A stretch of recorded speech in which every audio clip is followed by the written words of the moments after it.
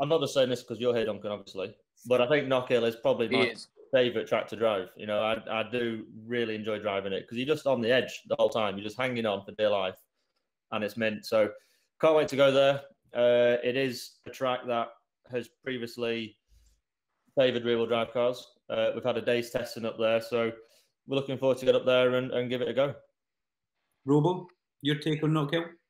It's just awesome, isn't it? It's the best place in the world. It's just a shame it's so far away, to be honest. But it is a lovely place to come and visit. We were at the same test as Adam was earlier in the year. It was really good. You know, the Honda works very well there. You know, it does seem to favour rear-wheel drive, obviously, because of the nature of the hairpin, I think, is the main protagonist. But, you know, we'll just have to deal with that, won't we? You know, we were able to carry weight quite well at Alton, which is quite encouraging. So, well, it'll be what it'll be, won't it? But, yeah, I'm not looking forward to 57 kilo in qualifying, if I'm honest. But I suppose it's better to have weight and points and have no weight and no points. So that's probably a good thing. This will be the heaviest that you've started a British touring car, am I right in saying that? Correct. Yeah, correct. Heaviest I've started a British touring car weekend, yeah. So it'll be interesting, won't it? We'll see. Tickets are on sale for our event, which is the biggest news for Knockhill. You know, the tagline is "We're good to go," yes, which is fabulous for us because it's been so difficult for Knockhill recently. The British Superbikes did come to crowds of 1,000 people, and from the commentary box, you could almost count them on the way down. So the campsite rolls back for Knockhill, you know, so you guys, you're always out very early in the morning, you're coming to Clark Corner, you'll pass the campsite, you'll be smelling all that lovely bacon, sausage and haggis, Robo. You wish you're not on the vegan diet anymore, am I right? I know, well, to be honest, now I'm not a vegan anymore. I can go for the odd bacon sandwich. You were a vegan for like 2 weeks. Stop. Why are you doing this? Why are you doing this to me now? What are you doing? Stop it. Stop it. Anyway, you got to try. Look, like, oh, I'm a vegan. I'm a vegan. Life is all about new horizons, and I thought I'd try. Have you ever been a vegan? You haven't, have you? So I've ticked that. I've ticked that box. I've ticked that box. I was a vegan for 2 weeks. That's all I'm saying. That's not picking the box. That's well, it is taking the easy way out. But it is. I tried veganism and decided, right, this is pretty. I'm going to go back to eating meat. That's where I'm at. You know. Let's not have a lovers' tiff. We do like to have a lovers' tiff, do Adam and I? To be fair, I miss it. But no, going back to Knockhill, to have the fans back is massive, isn't it? I mean, obviously, I get a little bit of insider information through Gordon and through Gillian, and obviously, it's been tough, you know. So to get people back is massively important. So everybody in the vicinity needs to be buying tickets, pre-buying. I understand you have to pre-book, right? That's the situation, correct? And thank you very much. Well said. And Adam, I was speaking with your boss, Norman Burgess. I'll have to say it there. And Norman very gracefully has offered us which is really nice, 2 VIP hospitality tickets to Sisley Motorsport and 2 garage tours to one lucky person from whoever buys a ticket. So whoever buys tickets for Knockhill goes into the pool and they'll get a phone call. Remember we done that, was it 2 years ago? You did, yeah, I did. Yeah, it went down really well. Yeah, I remember. Somebody from the balcony of the office, you'll be doing that again, buddy. So, I mean, that's how good it is. Great prize. Just when you do the garage tour, make sure I'm there because Norman has a tendency to exaggerate. When it says this is Adam's BMW front-wheel drive car, it's got 500 brake horsepower. Well, maybe that's how the run of success is coming. Who knows? Yeah. Maybe that's the trick. Maybe that's why, I'm not being funny, you are outperforming every other BMW on the grid. So if you have got a 500 horsepower front wheel drive one, I'm just saying, maybe that's where it is. That's where WSR have been going wrong all this time. That's where they've been. I'm going to tell Colin. Now you've let me into it. I'm going to tell him. I'm going to ring him now and say, Colin, I've let the secret out. I know what you're doing wrong. Don't give away your secrets away. Not on here anyway. Not on here either. For you as a driver, what is the best part of Knockhill Racing Circuit? I need you to sell it to the people who maybe haven't bought a ticket yet. Is it the first corner? Is it the world famous Black Circle chicane?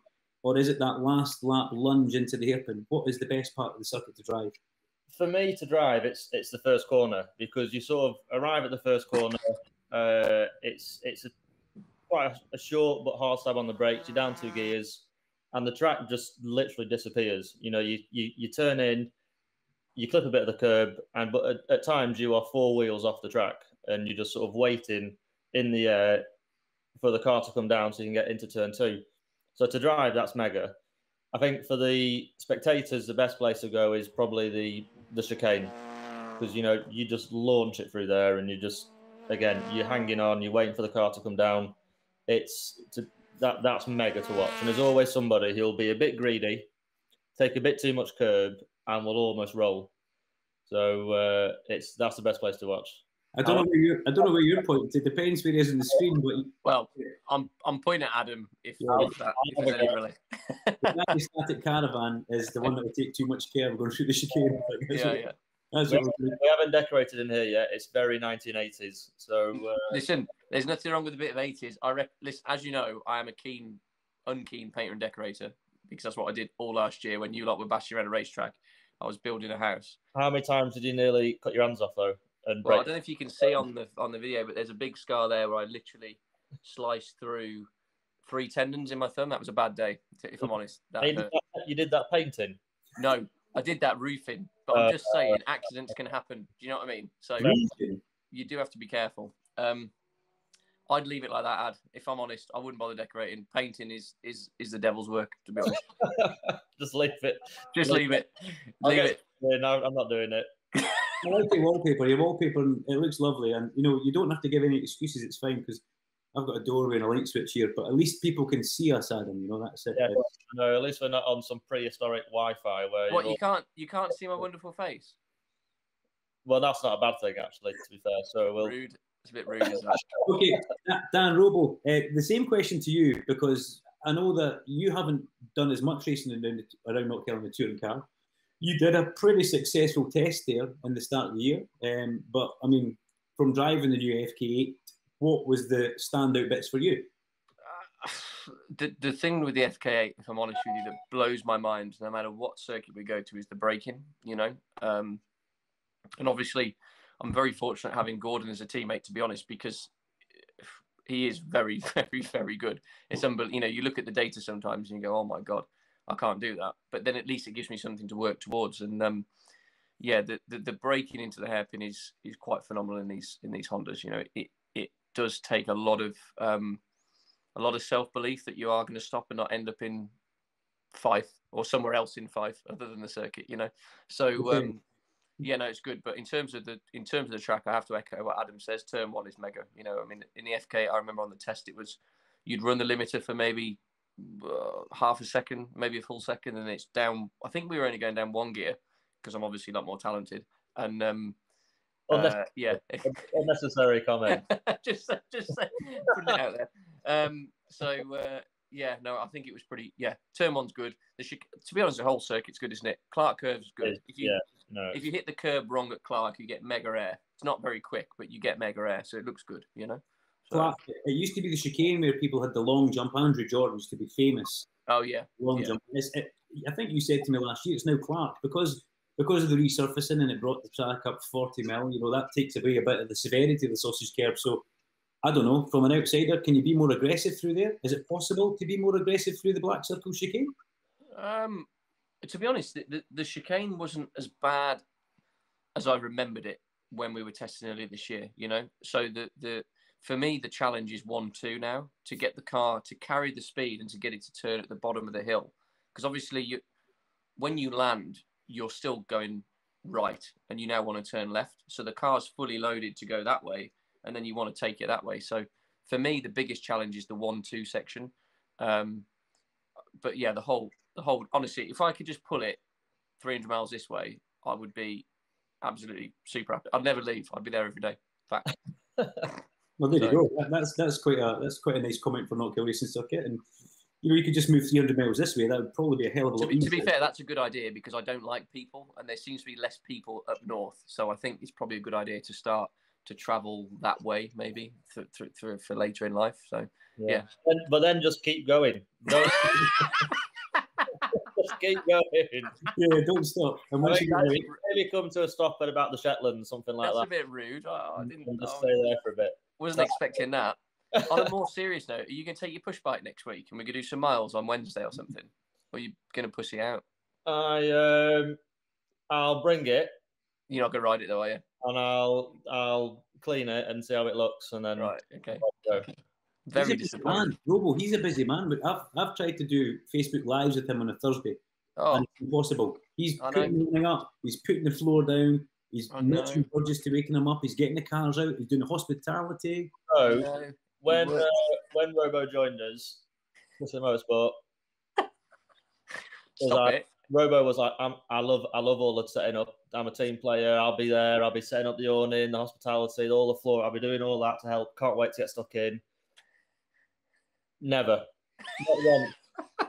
No, but I was doing important work, like around in the tree, crashing your caravan and stuff like that. And... Do you remember when I washed the caravan and left the roof vent open at Silverstone and walked in, it was flooded? Looked like a pot of water inside. That was a bad day, was that, to be honest? Yeah.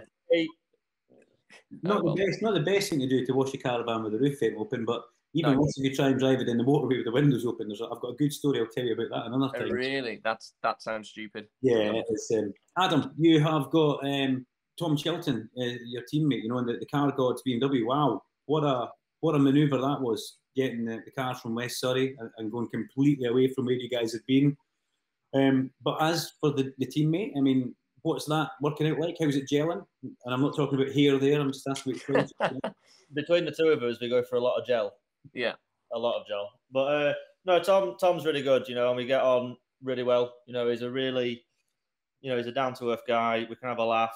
And the good thing about Tom is he's positive all the time. Even when he gets out of the car and it might not be the position he wanted or how the car felt, instead of just going off in a grump, he's like, right, how can we make it better? How can we improve it? And, Tom's been in the Touring Car Championship for God knows how many years, a long time. And he's worked in teams with some of the best drivers around. He's been with Ivan Muller and all these massive names. And he's got a very vast knowledge on setup. I think because he's probably spent a lot more time in front wheel drive than I have, it might be taking him just a little bit longer to get used to the car and the way it feels. But saying that, he qualified, I think, 21st at Alton, and he was the only driver really who worked his way up. I think he finished P9, P8, something like that in race 3. Yeah. So, we're getting there, and both cars now are on a very similar setup. Tom went his way, I went my way, and we've conjoined and come back together. So yeah, it's good. Pace is coming, and enjoying it. If you guys are both heading towards a similar setup, that's a good thing for the team, isn't it? It means you're not still shooting in the dark. Yeah, I mean, I think initially when you get a new car, having two drivers a similar pace, you can try different setups, because if you've got the same speed, you're both going to roughly do the same speed on the same setup. So it won't matter if one's on one setup, one's on the other. Bye, Dan.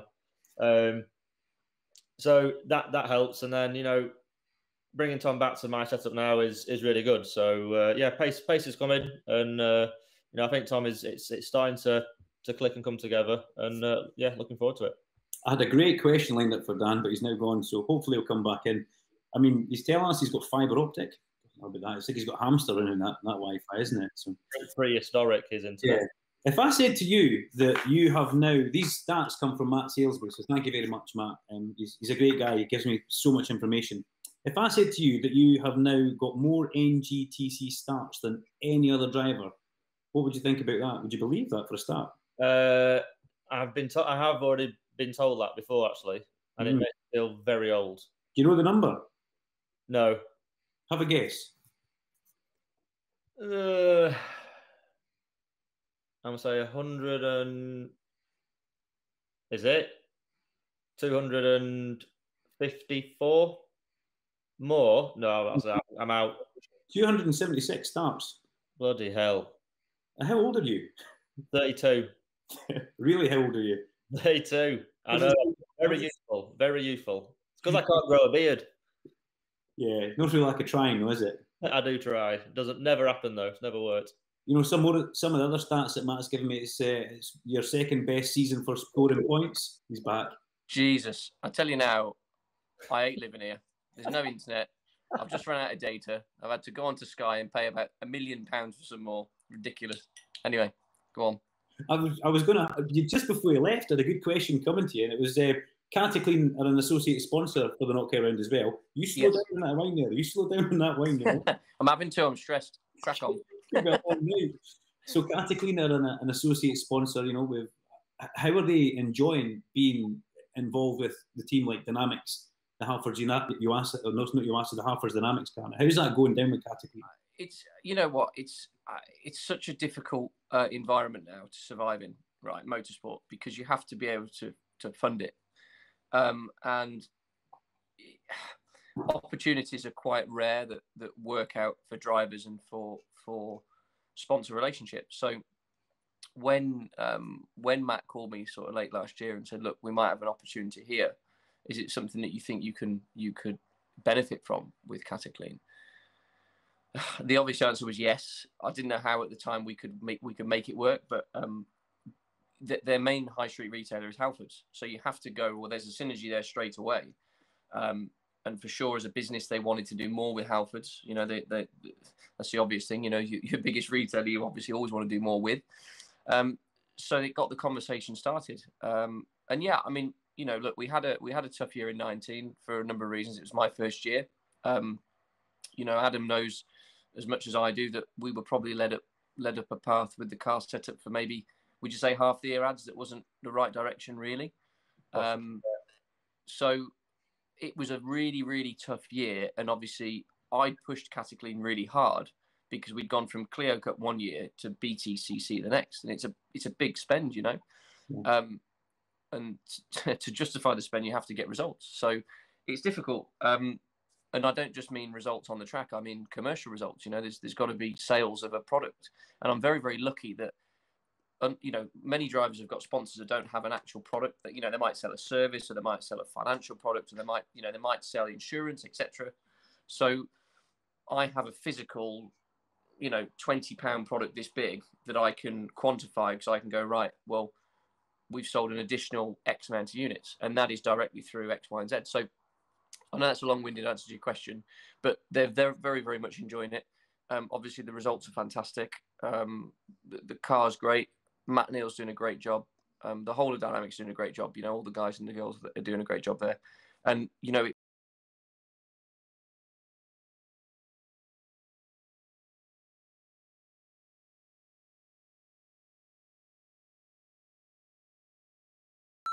he's unbelievable. He's really, really good. But when that lineup changed to Gordon, then for Cataclean, it was, you know, it was like the Christmases have come at once, because they've got me, who I was saying I was capable, but then you've got an absolute known quantity. There's a driver here who's won the championship 3 times. We know he's quick. We know he's super aggressive, and he gets the job done. So it kind of meant that however this season panned out, they were going to have some representation on the TV and at the front of the grid, you know? Yeah. So it worked out really, really well. And it just so happens that because I've been able to learn so much off Gordon and Matt, that I've been able to sort of accelerate my learning, if that makes sense, you know. So it's worked out all round. It's been really, really good, and it was fantastic to get the win at Alton, because it's their home circuit, you know. And I was quite determined. You know, as soon as that red flag came out, I was like, right, that's it. We've got to do this now, because we're not going to get the opportunity to win for them their first BTCC win at their home circuit. It's never going to happen again, you know. So yeah, it was great. It's brilliant. Really good. You're going to notice at the hairpin at Knockhill a nice big Cataclean sign now as well. When you're I've seen. You look at the apex and you don't get caught up and go. Well, you know, if we crash, we're probably better off crashing there, right, and just parking it next door. So, but yeah, no, I can assist if you want. If you want to assist. No need for that. We used to be bosom buddies. What are you on about? Yeah, I mean, yeah, I'm looking forward to Knockhill. I think they've done a great deal with Gordon and Gillian. They've really looked after them. They're very excited, you know, and yeah, let's see what happens. And Adam, for yourself, Car God's a brand new sponsor. Well, in fact, it's not a new sponsor, is it? Is it not just a rebrand? Norman told me. You keep me right on that. What is Car Gods is one of the many products that the parent company Tetrasil have. So yeah.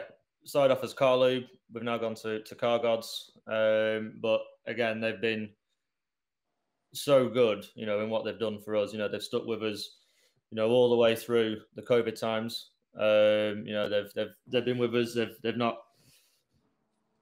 it's obviously been very tough for everyone because, you know, as you say, that they're reliant on bringing their customers down and stuff like that to the races, and through COVID you couldn't do it. So, but they've stuck it out. They're still here, and you know, they're great guys.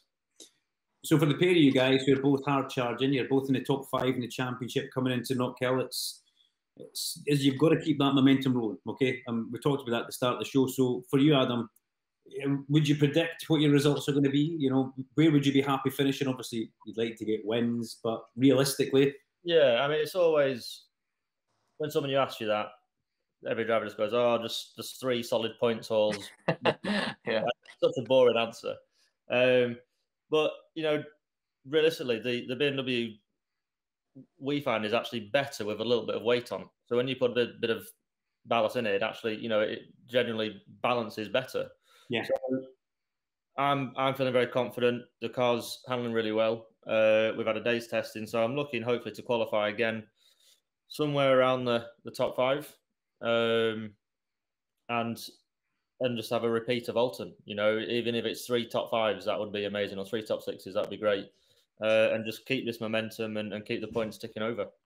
As Robo pours another glass of white wine there in the corner. How do you know what I'm doing? You don't know that I'm doing that. I could have just been reading the label, but I am pouring another glass of wine. You know you're not reading the label. We know you're not reading the label. So come on, give us a prediction for what Robo's going to do up at Knockhill. Well, you know...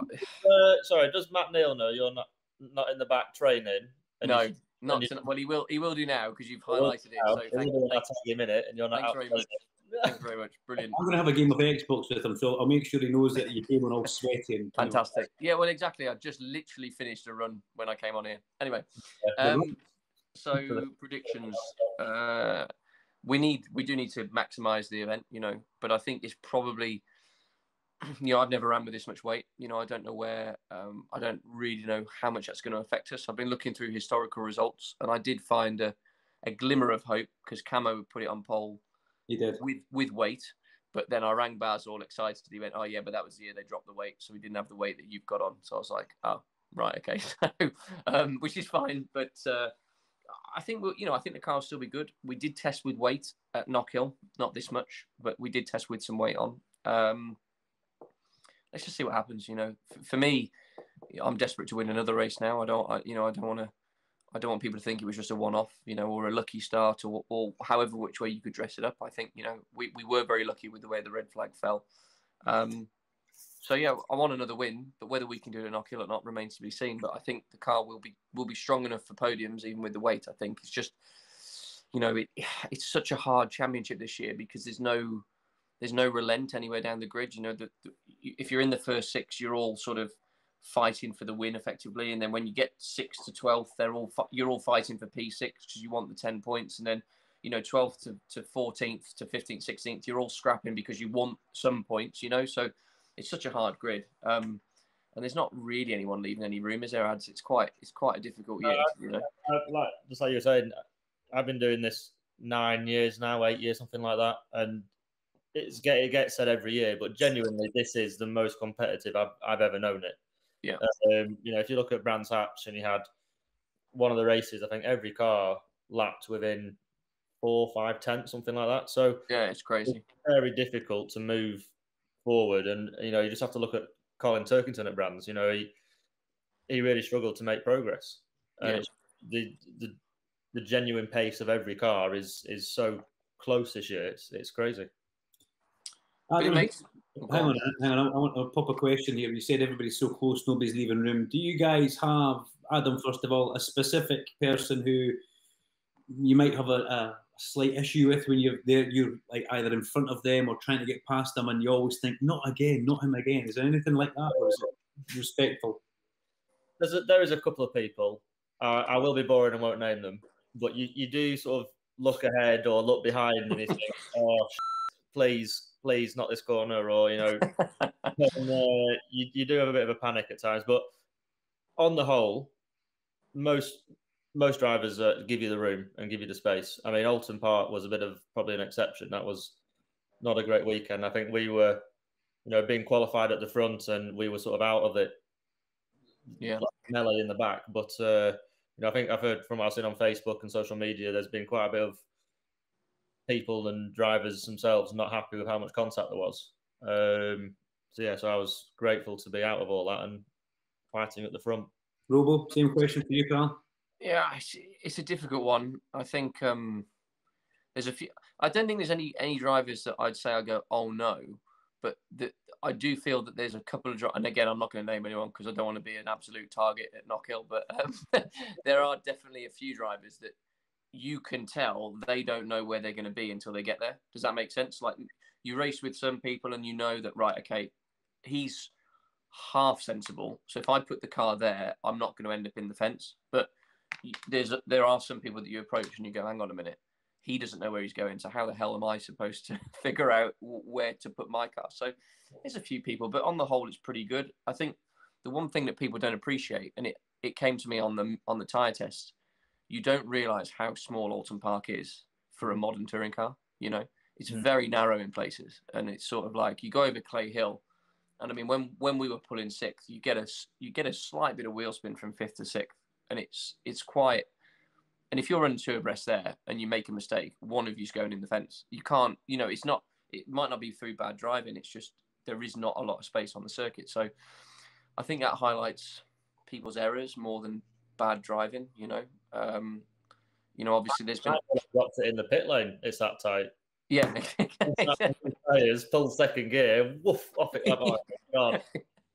But like I've watched the Oliphant Plato move a few times because I know Tom wasn't happy with it, and there's been a lot of criticism on social media whether it was right or whether it was wrong, and you could look at it both ways. You know, I can totally understand Tom's point of view, but from the initial look and where we sit in the car, I'm sure Jason would have thought, well, hang on, he's left me enough room to get a double decker bus through that gap, because you're sat so low that the perception of where the cars are can be quite staggered. So I don't think there's any inherently bad driving. I think maybe it's just a case of over enthusiastic at times, if that's fair, you know.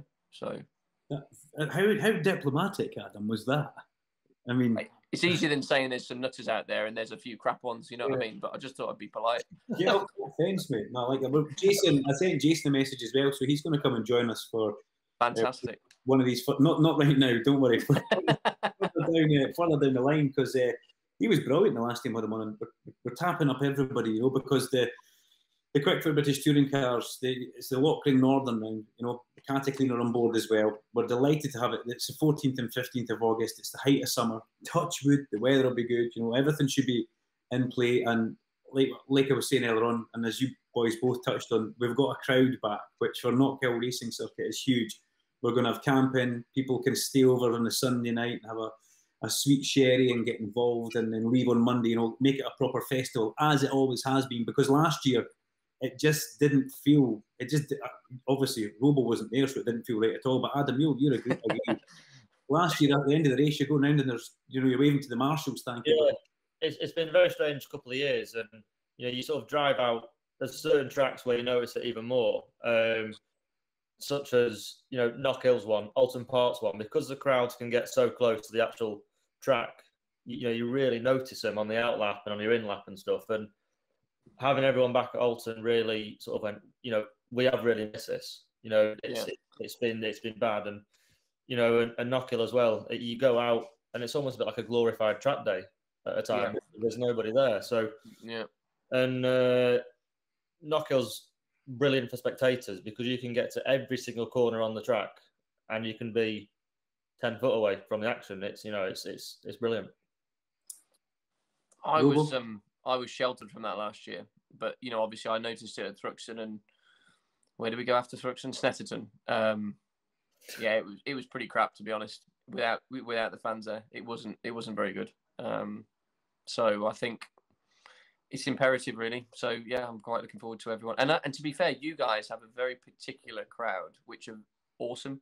Do you not? I don't know if you noticed that, but they are super knowledgeable, super friendly. They just want to get involved. They want to get stuck in. You know, I'm sure if there was a problem and there weren't enough mechanics on someone's car, they'd be in there with a spanner and a hammer. Whether they knew what they were doing or not, don't really matter. They'd be in there. You know, so it's it is a fantastic. It's just a lovely atmosphere at Knockhill. as I say, if you could just shift it a little bit closer, I'd be well happy. So what they would do is they would help Adam, and you can agree to this. They would help you take down the awning at the end of the night, wouldn't they? The fans are that passionate. They probably would. To be fair, they probably would. But I would be halfway to Birmingham at this time. He would have gone left. See you later.